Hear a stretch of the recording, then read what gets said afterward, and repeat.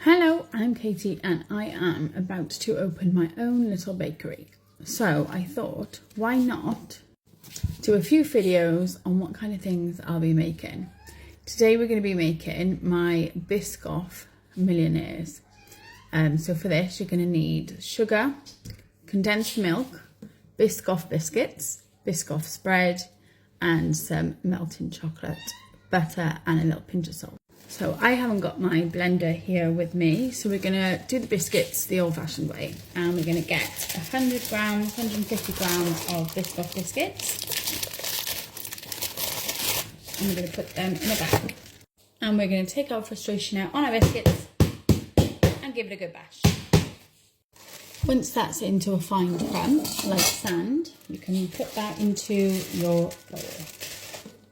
We're then going to measure out 100 grams of unsalted butter.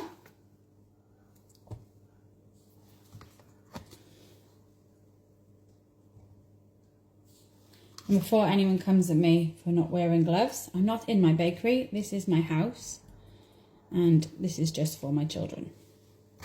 So once we've got 100 grams of softened unsalted butter, we're going to stick that in the microwave. Highly recommend these silicone melting pots. They're amazing for chocolate, making chocolate ganache, tempering buttercream, all sorts, and they were literally a couple of quid on Temu. So we're going to chuck this in the microwave, just probably in 30-second intervals until it's nice and melted. Once that's melted, we're going to pour that into our BISCOFF mixture and mix it well until it's like you could make sandcastles with it.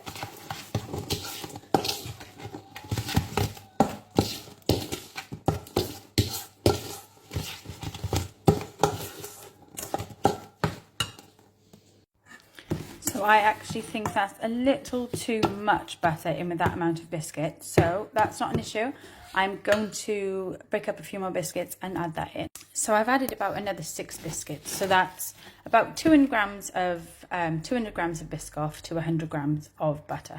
Once that's mixed well, we're going to add that into our lined baking tray.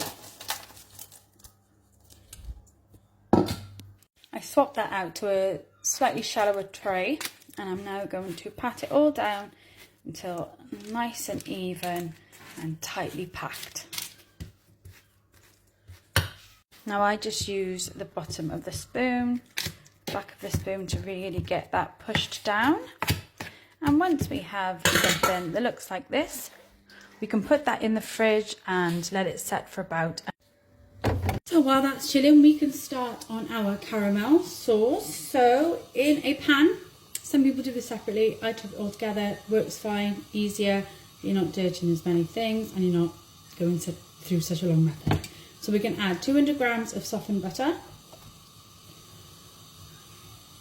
Make sure you get all of that out.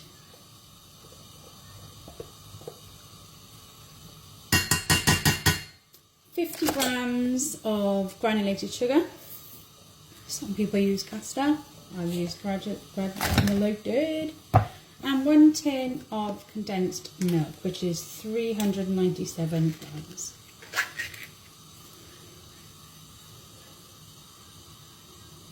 I also added a pinch of salt in with that sugar just to balance it out.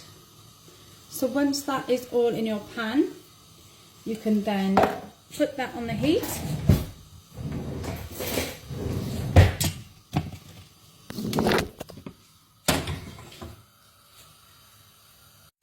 So we're cooking this on a low heat, just stirring until everything is melted and combined together. And we'll continue doing this for 5 to 8 minutes until it starts to thicken and turn into that caramel colour we all know. Now this wasn't meant to happen. I'm on my second one because I want to show you what can go wrong when doing this. So if you put the heat too high, what's going to happen is you're going to get this on the side of your saucepan, and then when you're stirring, you're going to bring all those bits into your caramel, which is not what we want. So we're going to keep a low heat and continually stir right throughout the process so that those bits don't go hard on the side of the pan and you're not bringing bits into your sauce. So once the caramel is done, we're going to take out our biscuit base and add our caramel.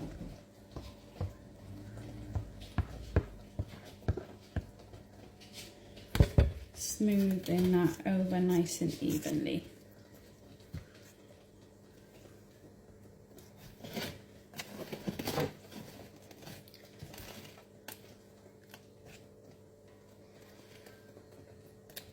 Now you can obviously do as much or as little as you like. It can be quite sickly, millionaire slices, so if you've got a really sweet tooth, then make it nice and thick.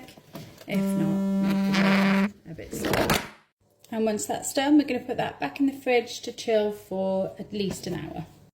So now the caramel is all nice and set in the fridge, we're going to start melting our chocolate. I'm breaking up 200 grams worth of milk chocolate. You can use any chocolate you like. I'm literally using the cheapy Asda one for the melting.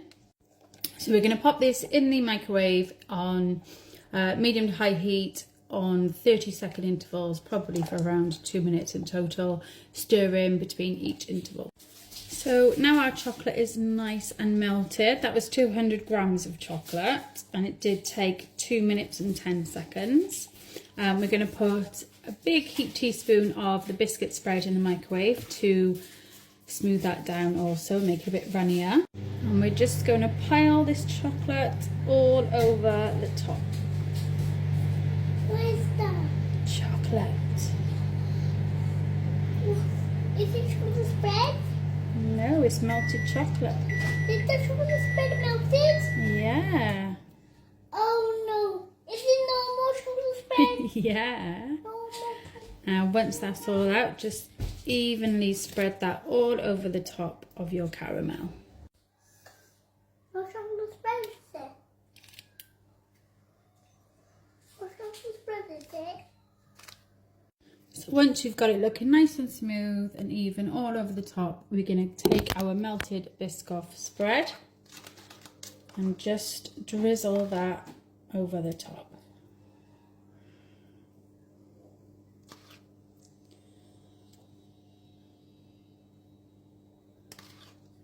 As much or as little as you like.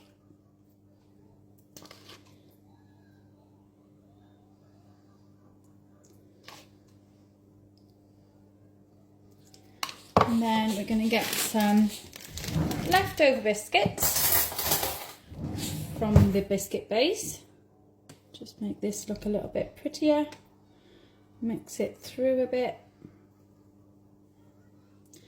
And when you've got it looking something a little like, you can take our Biscoff biscuits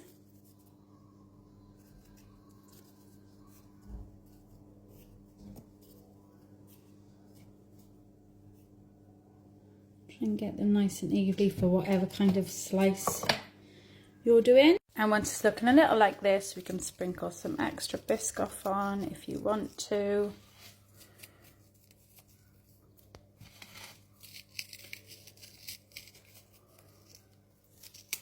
And then we're going to pop it back in the fridge to let that chocolate and Biscoff set for about an hour. Right, so while that was chilling, I gave the house a good clean and now I'm finished, and the best bit, it's all ready to slice and eat. So I always put this at the bottom because it helps it come out nice and easy in one piece. So this is what it looks like. And now we're going to slice it.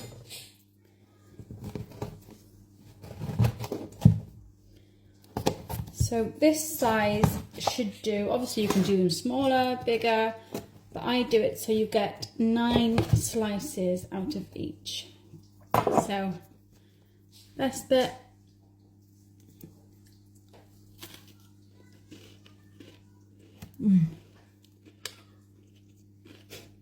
Gorgeous.